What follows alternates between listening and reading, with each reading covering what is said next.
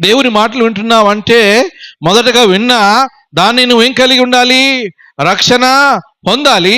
రక్షణ పొందిన తర్వాత నీ జీవితంలో బుద్ధి జ్ఞానములు సంపాదించుకోవాలి.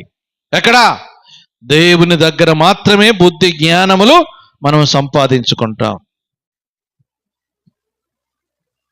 మనల్ని అడగచ్చు, ప్రశ్న వేయచ్చు, అయ్యా పాస్టర్ గారు తల్లిదండ్రులు బుద్ధి జ్ఞానం నేర్పుతలేరా? తల్లిదండ్రుల కంటే మించినది దేవుడు బుద్ధి జ్ఞానములు ఎక్కువగా సమృద్ధి ఇవ్వగలుగుతాడు. హల్లెలూయా, హల్లెలూయా. అదే కాకుండా ఏంటంట, యెహోవా భయము వారికి ఐశ్వర్యం. ఈరోజు ఎవరైనా భయపడుతున్నారా?